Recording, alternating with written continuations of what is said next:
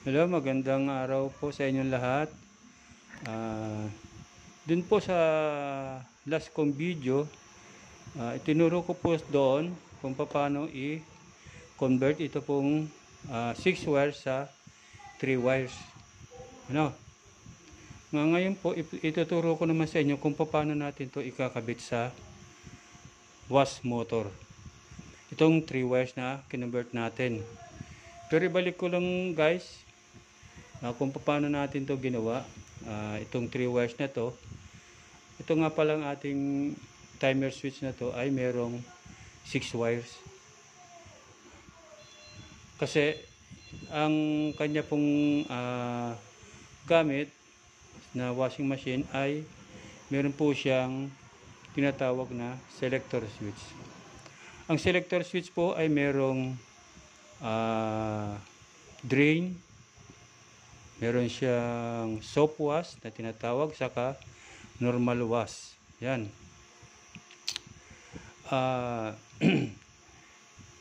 Ito naman pong ating timer switch na 6 ang wires. Ito po yung ating switch. Ito po yung nakakonect sa ating supply. Dalawa po ito. Ito po siya. Tanggalin po natin ito. No? Dalawa po yan, ito magkahiwalay po yan. Ito po yung para sa switch dito sa ating timer switch. Pag inon po natin to, kukonek po yung itong halimbawa meron na po siyang supply. Ang pag sinwitch po natin to, yung supply niya po papasok po dito sa ating timer switch. Kailangan po natin itong i-connect dito sa ito po yung normal wash na wire. Ito po yung normal wash. Ang normal wash po na wire, ikakabit po natin to dito sa ating linya na to na isa. Ito pong galing po sa switch. Pagpasok po ng kuryente rito, lalabas po yan dito, papasok po rito sa ating dito sa mga contact dito sa loob. Ayan.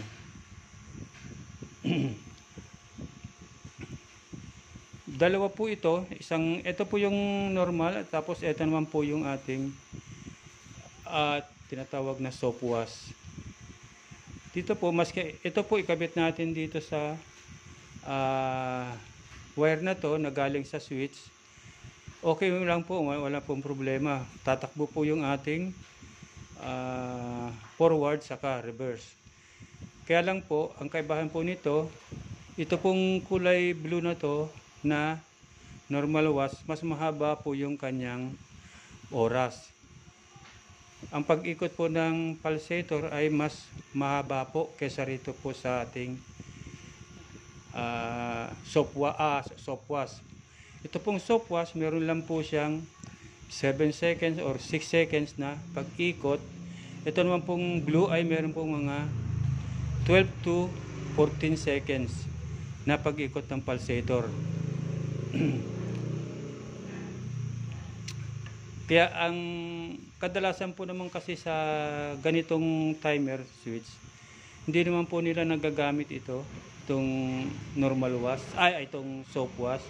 Ang kadalasan pong ginagamit ay itong normal wash kasi po mas nalalaban pong maigi yung ating mga damit na nilalabhan. Ngayon po, itong normal wash na to, ikakabit po natin to rito, dito sa isang linya na po na to. Ito yung sinabi ko kanina na galing po rito sa loob. Pag pinihit nyo po ito, inon nyo po itong switch nya, itong timer switch. Pagpasok po ng kuryente, tatakbo po rito palabas, papasok naman po rito sa loob dito. Kaya pag dating po rito, kukonek na po yan dito sa dalawang wire ng ating reverse saka forward. Ayan. Ano po? Kaya ngayon, dahil 3 wires lang po yung kailangan natin, dahil yung ating pong washing machine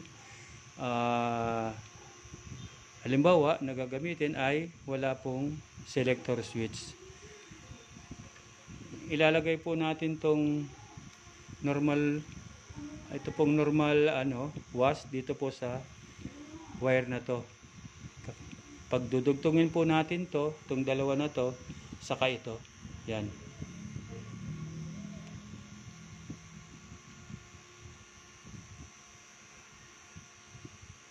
Ayan po siya, no? Nakadugtong na po yun, dalawa, ito na po, ito. Papasok na po yan dito sa loob ng ating contact point. Ito pong soap wash, mababaliwala na po ito kasi hindi na po natin to kailangan dito sa 3 wires na timer switch. Halimbawa, ang timer switch po natin ay 3 wires. Wala po siyang soap wash. Wala rin po siyang normal wash. Kasi ito po, doon po sa 3 wires, connected na po yan.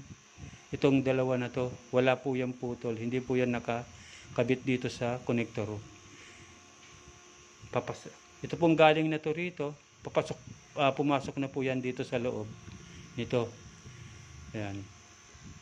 Ngayon, ang gagawin natin, i-connect natin to sa wash motor para masubukan natin kung gagana po itong ating ginawang pag-convert sa 6 wire papunta po ng 3 wires. Ano po? Ayan. Ang gagamitin po natin dito ay itong ating capacitor. Ito po siya. Ang capacitance po nito ay 11 UF. Ito pong ating motor. Ayan.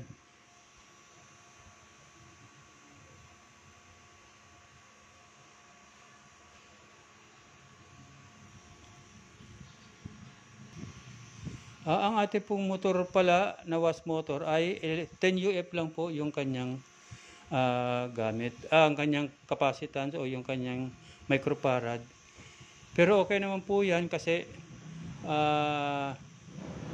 pwede naman po siyang gamitan itong 11 UF na to.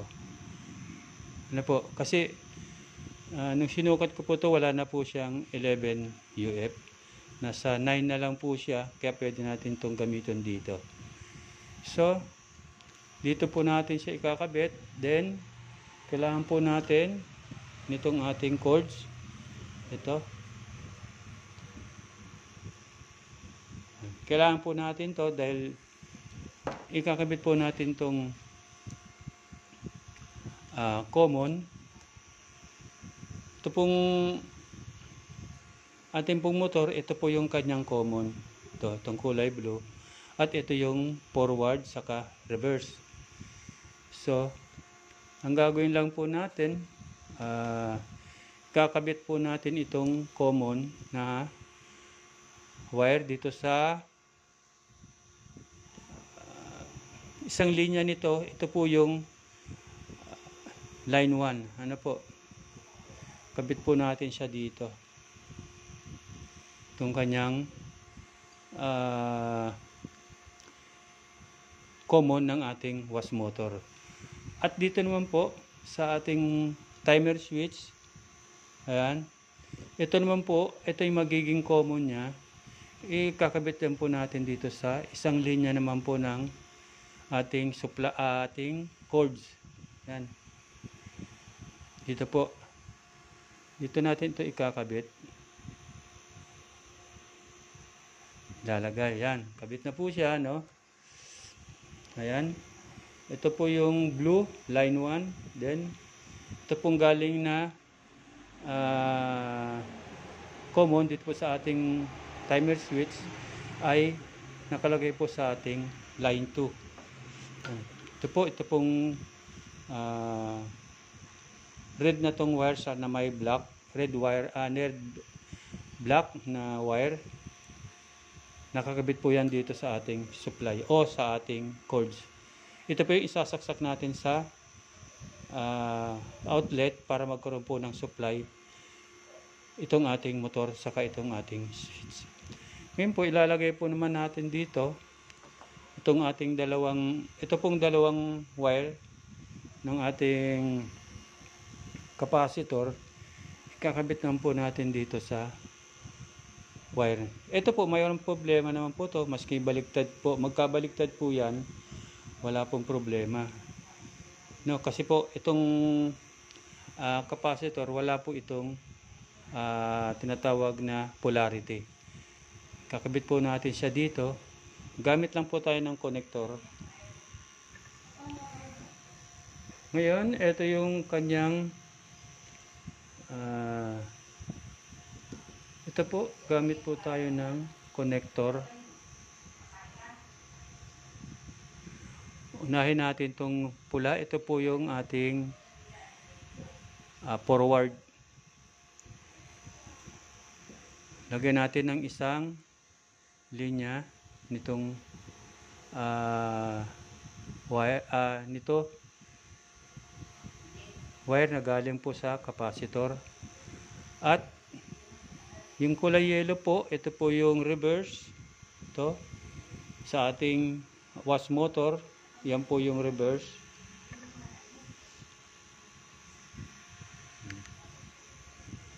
Gamit ng kakabit naman natin ito dito. Pagsasamahin po natin yan,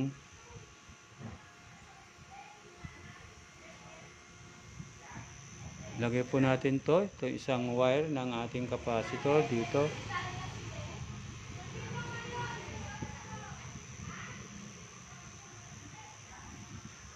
Yan.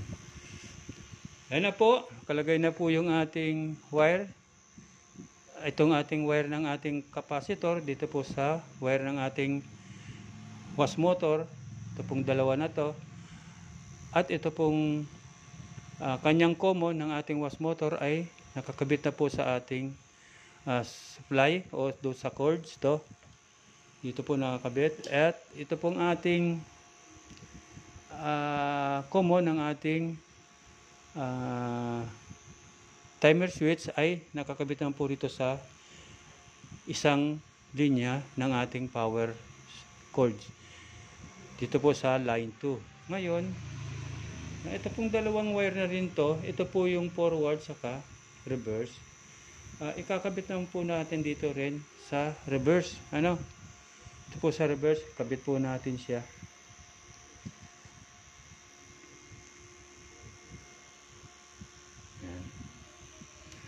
Tanggalin po muna natin. Ngayon, pagsamahin natin itong pula, ito yung reverse. Ito po yung galing ng timer switch dito. Ayan po, yan. Yan po siya. Ito, oh. Ito po yung galing dito sa timer switch. Kabit natin, connect lang natin dito. Pagsamahin po natin to.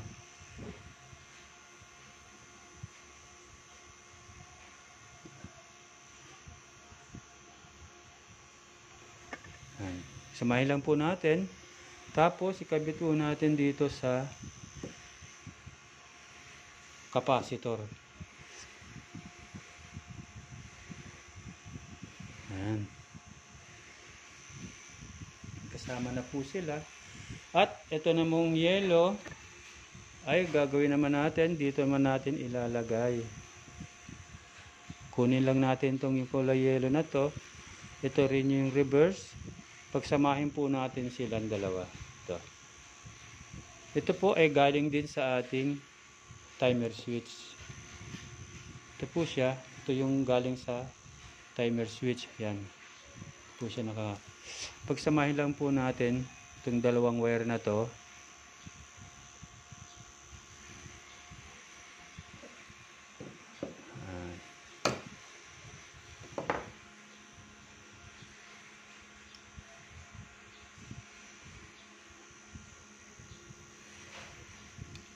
Saka po natin ilagay dito sa connector to.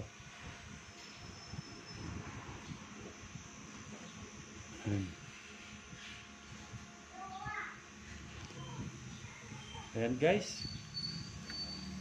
Connected na yung ating wash motor dito sa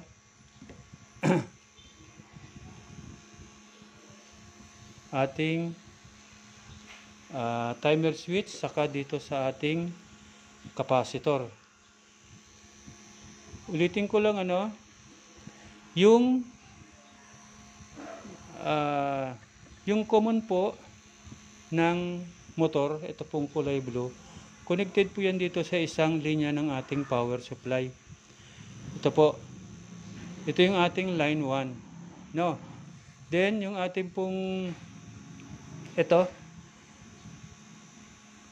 itong wire na to, galing po rito sa timer switch.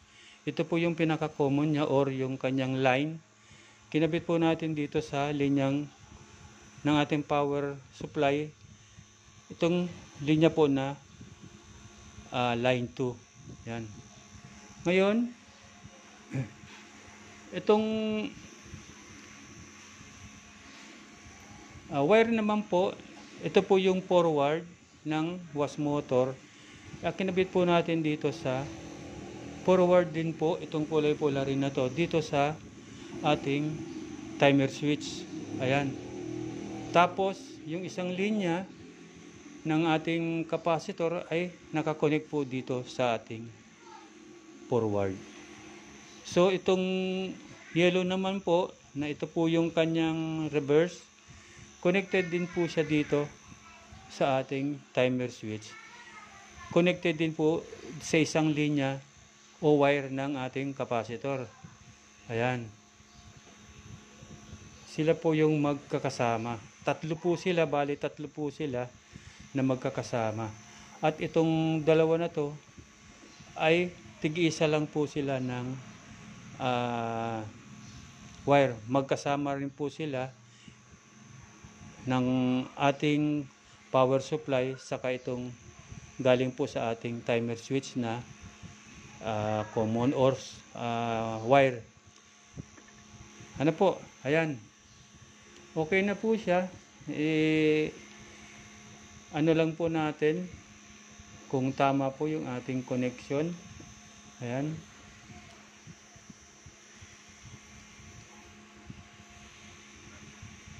Ngayon itatry po natin siyang pa-andarin, And guys, i-try na natin na paandarin tong motor, tong was motor. Ngayon isasaksak na natin tong power cords o itong cords na to dito sa ating supply. Dito sa ating socket, Tignan natin guys kung aandar yung ating motor. Naka-switch naman na to, itong ating timer switch, naka-switch yan. Tapos sasaksak na natin to. Tignan natin guys kung maaandar yan, Ayun. Nakita nyo yung guys, umandar siya. Hintayin na natin ilang seconds kung magre-reverse siya. Ayun. Forward. Ito yung forward niya guys. Ayan. Reverse. Ayan, nag-reverse na siya. Hintayin natin kung walang mangyayari, Hintayin natin kung walang ground o walang short sa ating ginawa. Hintayin natin siya. Mga ilang ikot, guys. Ayun.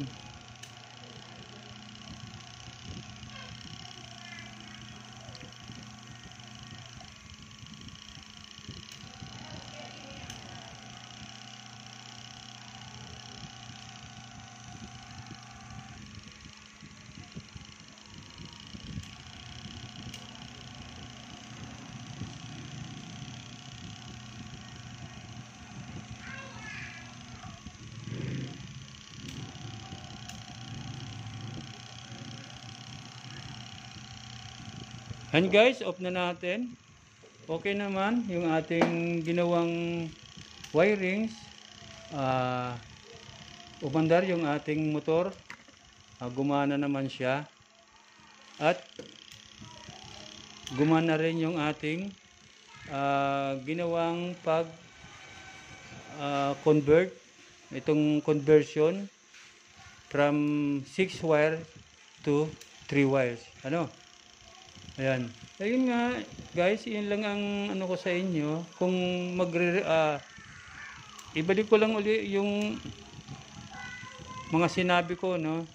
Itong dalawa na tong wire na to magkatabi, dito natin yung isang wire na to, itong kulay gray, ito i-connect natin dito.